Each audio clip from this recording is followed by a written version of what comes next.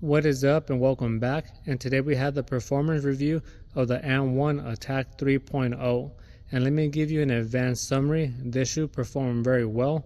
It is going to be a top tier on the basketball court. So with that said, let's dive right in.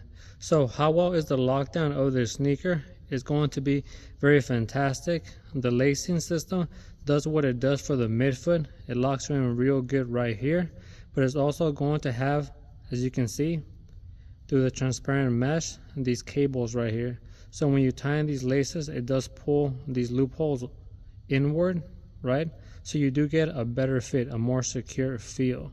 And not just that, it also has these two back loops, as you can see. And these two right here is also going to have the same effect. The way the lacing system is, when you do tighten the sneaker very well, it does pull this back part inward as well. So you do end up having this type of effect where the shoe kind of closes in when it's real tight. So you are going to be strapped in, so the lockdown is going to be a 10.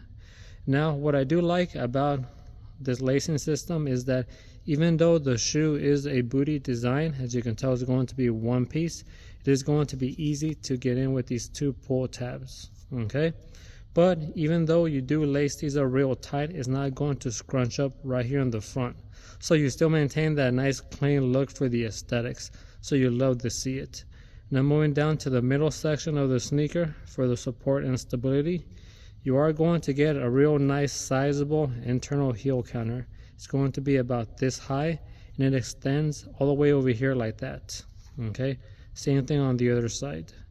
And not just that, you're going to get these outside TPU walls right here in the front and in the back with the AND1 logo. And then we turn it around, and you also get a little bit of the shank plate that wraps around right here on the interior, okay?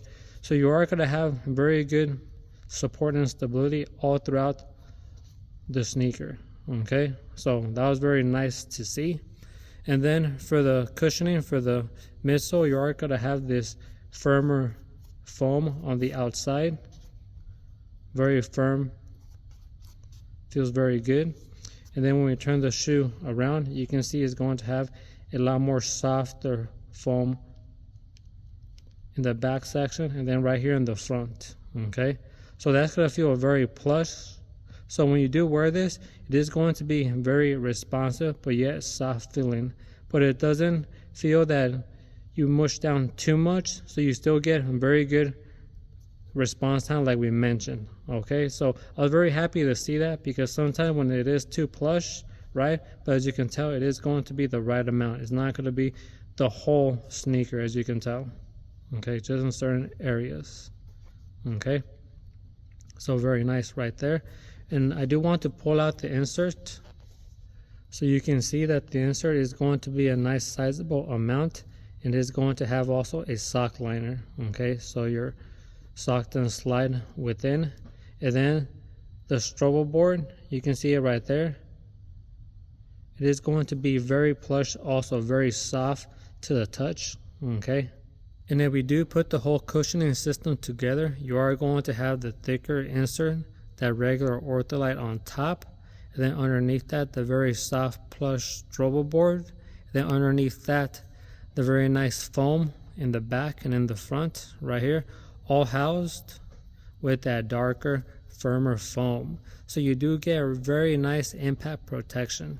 You can land in the front, in the middle, and in the heel area without any problems, okay?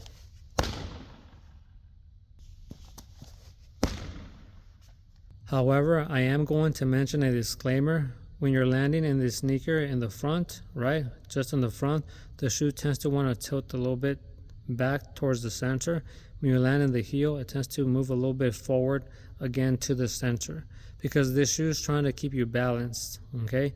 So if you are going to be a heavier set guy or a center and you want to be underneath the basket, it's not going to be the most effective shoe for being loaded on the front of your foot, getting ready to spring back up, because this shoe is going to want to fight you, and you're going to want to come back to be imbalanced, okay?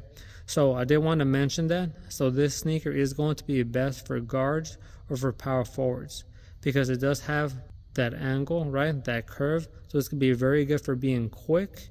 And then when you're out there on the 3, I mean, you're gonna be very balanced when you're sitting out there kind of on those catch and shoot situations. Okay, so now you know before you buy. And now moving on to the traction, this is where you're going to have this multi-directional traction, and it works very good. It is going to be very sticky. It does somewhat flex when you push on it, but this right here, I mean, it just grips the ground real good. Okay, but it isn't going to work too good for outdoors. I feel that playing outdoors on real rough surfaces, it can ruin this traction real fast. So just keep it indoors. For indoors, it's going to be fantastic. Okay, but I do have to say, when I first wore this sneaker, I really thought it was going to be slipping a little bit faster, and it didn't. So it does do a real good job on fighting dust. But like every other sneaker, you gotta make sure that you're dusting, because eventually any traction, it is going to accumulate some dust at some point. Okay, so make sure you are dusting at some point. Okay, when you start feeling a little bit of the traction, maybe not gripping as good, but it is going to be top tier traction, that's for sure. And we can't forget about the shank. Okay, you can see it right there. Every basketball shoe, in my opinion, has to have a very good arch support, especially if you're an older player. This is going to help you out a whole lot, and this has it right there. And lastly, let's talk about the materials you are going to get for the whole shoe. It's going to be nothing but synthetics. This is going to be a textile mesh. It is firm but a little bit soft. And then again, you can see more of the synthetics right there. Transparent mesh, the overlays all throughout. Right here again, more synthetics, softer mesh all together. Nice thick, sizable amount. This looks like leather, but again, it's all synthetics. Okay, so I am happy with the materials. They do feel like they're quality, but again, something I didn't like so much was after I played with this sneaker for a long time, I didn't really notice this until I took the sneaker off. It did get really mushy and wet for this area right here. Okay, so that could be a turnoff for some people, but I took the shoe off and I was putting on a different pair. Then I came back 20 minutes later and it was already 3/4 dry. So that surprised me. It dried pretty fast. Okay, the AC in the gym that I was playing was going pretty strong, so maybe that helped it out. But 20 minutes to 30 minutes for 3/4 dry, that's pretty good in my opinion, you know, for being indoors. So, but I did have to mention that if you don't like that feeling of this getting too mushy. Okay, and also another disclaimer that I wanted to mention was, for the traction, when I was playing with it for a while and doing these hard stops and quick movements, I did start to feel the heat underneath my feet. Okay, so every now and then you do get a pair of sneakers that you can feel that friction underneath, the heat being transferred. So this could be one of those sneakers. So if you don't like that feeling, then this is going to be a pass. So that's going to be the performance review for the AND1 Attack 3.0. It did perform very good like we described. Great lockdown, great stability with the heel clip and the side walls. Dual density foam for good impact protection. And then the traction is going to be very nice, very sticky for indoors. And the shank plate for the arch support. So it is a sneaker that does a lot of good things. The only thing is if it fits your play style, your profile, and like we talked about, not going to be too good for centers because you don't want to be flat-footed underneath the basket. But for everybody else that's fast and shifty, and even if you have some bounce, this shoe is going to have you covered. And I did want to mention that for the sizing, it is going to be true to size. And if you are a wide footer, just go a half size up and you'll be covered. So that's going to do it for the AND1 Attack 3.0. We'll be back with more. Make sure you sub and like. And until then, peace.